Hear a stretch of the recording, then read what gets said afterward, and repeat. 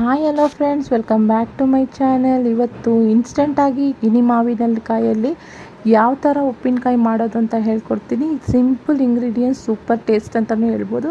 ಎಲ್ಲರಿಗೂ ಗಿನಿ ಮಾವಿನಕಾಯಿ ಸೀಸನಲ್ಲಿ ತುಂಬ ಇಷ್ಟ. ಎಲ್ಲರಿಗೂ ಯಾವ ಥರ ಸಿಂಪಲ್ ಆದ ಒಂದು ಉಪ್ಪಿನಕಾಯಿನ ಮಾಡೋದಂತ ಇಂಗ್ರೀಡಿಯೆಂಟ್ಸ್ ಹಾಕಿ ಹೇಳ್ಕೊಡ್ತೀನಿ.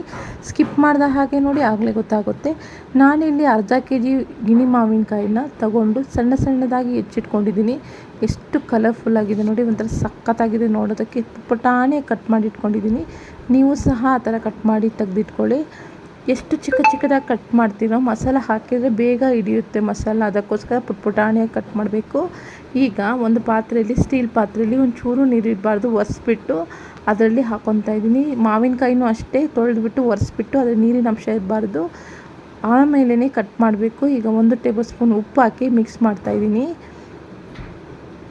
ಉಪ್ಪು ಹಾಕಿ ಮಿಕ್ಸ್ ಮಾಡಿದ ನಂತರ ಎಷ್ಟು ಖಾರ ಬೇಕೋ ನೀವು ಅಷ್ಟು ಅಚ್ಚ ಖಾರದ ಪುಡಿ, ಪ್ಲೈನ್ ಖಾರದ ಪುಡಿನ ಹಾಕಬೇಕು. ಯಾವುದೇ ಮಸಾಲ ಮಿಕ್ಸ್ ಆಗಿದ್ದು ಖಾರದ ಪುಡಿ ಹಾಕಬೇಡಿ, ಪ್ಲೈನ್ ಅಚ್ಚ ಖಾರದ ಪುಡಿನ ಹಾಕಬೇಕು. ಹಾಕಿಬಿಟ್ಟು ಮಿಕ್ಸ್ ಮಾಡೋಣ.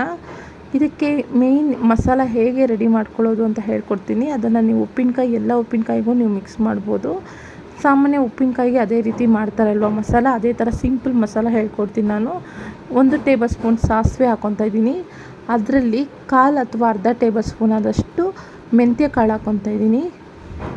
ಸ್ವಲ್ಪ ಜೀರಿಗೆ ಹಾಕಿ ಚೆನ್ನಾಗಿ ಫ್ರೈ ಮಾಡ್ಕೊಳ್ಳೋಣ. ಚಟಪಟ ಅನ್ನಬೇಕು, ಚೆನ್ನಾಗಿ ರೋಸ್ಟ್ ಆಗಬೇಕು, ಗೋಲ್ಡನ್ ಬ್ರೌನ್ ಬರಬೇಕು.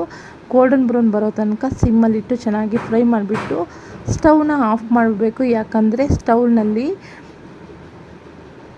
ಸೀದೋಗ್ಬಿಡುತ್ತೆ, ಇಟ್ಕೊಂಡು ಅದೇ ಥರ ಫ್ರೈ ಮಾಡ್ತಾಯಿದೆ.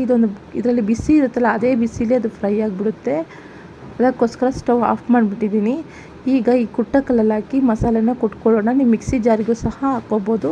ಕುಟ್ಟಕಲ್ಲಲ್ಲೇ ಕುಟ್ಟಬೇಕು ಅಂತ ಏನಿಲ್ಲ, ನೀವು ಮಿಕ್ಸಿ ಜಾರ್ನಲ್ಲೇ ಹಾಕಿ ನೈಸಾಗಿ ಇದನ್ನು ಪುಡಿ ಮಾಡ್ಕೊಬೇಕು. ಕೆಲವರು ಖಾರದ ಪುಡಿ ಬದಲು ಒಣಗಿದ ಮೆಣಸಿನ್ಕಾಯಿ ಹಾಕ್ಕೊತಾರೆ ಹುರಿದ್ಬಿಟ್ಟು.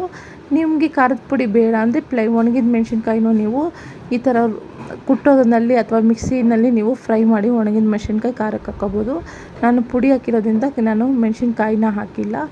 ಈಗ ಮಾವಿನಕಾಯಲ್ಲಿ ಹಾಕಿರ್ತೀವಲ್ಲ ನಾವು ಉಪ್ಪು ಮತ್ತು ಮೆಣಸಿನ್ಕಾಯಿ ಪುಡಿನ, ಅದ್ರ ಜೊತೆಗೆ ಈ ಒಂದು ಮಸಾಲಾನ ಸೇರಿಸ್ಕೋಬೇಕು. ಈ ಜೀರಿಗೆ, ಸಾಸಿವೆ, ಮೆಂತ್ಯ ಕಾಳು ಪುಡಿ ಸಖತ್ತಾಗಿರುತ್ತೆ ಹಾಕಿದರೆ. ಇದು ಈ ಉಪ್ಪಿನಕಾಯಿಗೆ ಮೇಯ್ನ್ ಫ್ಲೇವರ್ ಕೊಡೋದು. ಅದಕ್ಕೋಸ್ಕರ ನಾನು 1 ರಿಂದ 2 ಟೇಬಲ್ ಸ್ಪೂನ್ ಆದಷ್ಟು ಈ ಒಂದು ಪೌಡರ್ನ ಹಾಕಿ ಮಿಕ್ಸ್ ಮಾಡ್ಕೊತಾ ಇದ್ದೀನಿ. ಎಷ್ಟು ಚೆನ್ನಾಗಿ ಮಿಕ್ಸ್ ಮಾಡ್ಕೊತೀರೋ ಅಷ್ಟು ಕಲರ್ಫುಲ್ಲಾಗಿ ಬರುತ್ತೆ. ಖಾರಕ್ಕೆ ತಕ್ಕ ಹಾಗೆ ಉಪ್ಪಿನಕಾಯಿಗೆ ಖಾರದ ಪುಡಿನ ಹಾಕ್ಕೊಳ್ಳಿ. ಈಗ ಒಗ್ಗರಣೆ ಮಾಡೋಣ. ಈಗ ಸ್ಟವ್ ಮೇಲೆ ಒಂದು ಪ್ಯಾನ್ ಇಟ್ಟಿದ್ದೀನಿ. ಅದರಲ್ಲಿ ಸ್ವಲ್ಪ ಎಣ್ಣೆ ಹಾಕ್ಕೊತಾ ಇದ್ದೀನಿ. ಎಷ್ಟು ಬೇಕೋ ಅಷ್ಟು ತಕ್ಕ ಹಾಗೆ ಎಣ್ಣೆ ಹಾಕ್ಕೊಳ್ಳಿ. ನಾನು ಕಡಿಮೆ ಪ್ರಮಾಣ ಮಾಡೋದ್ರಿಂದ ಒಂದು 4 ಟೇಬಲ್ ಸ್ಪೂನ್ ಎಣ್ಣೆ ಹಾಕ್ಕೊಂಡಿದ್ದೀನಿ. ಸಾಸಿವೆ ಸ್ವಲ್ಪ ಹಾಕ್ಕೊತಿದ್ದೀನಿ. ಕರ್ಬೇವಿನ ಸೊಪ್ಪು ಹಾಕ್ಕೊತಾ ಇದ್ದೀನಿ. ಅಷ್ಟೇ ಫ್ರೆಂಡ್ಸ್. ಕರ್ಬೇವಿನ ಸೊಪ್ಪು ಹಾಕಿ ಚಟಪಟ ಅಂದ ನಂತರ ನಾವು ಈ ಒಂದು ಒಗ್ಗರಣೆಗೆ ಈ ಒಂದು ಒಗ್ಗರಣೆನ ಹಾಕ್ಕೋಬೇಕು. ಮಾವಿನಕಾಯಿ ಜೊತೆಗೆ ಈ ಒಗ್ಗರಣೆ ಹಾಕಿ ಮಿಕ್ಸ್ ಮಾಡ್ಕೊಳ್ಳೋಣ ಚೆನ್ನಾಗಿ.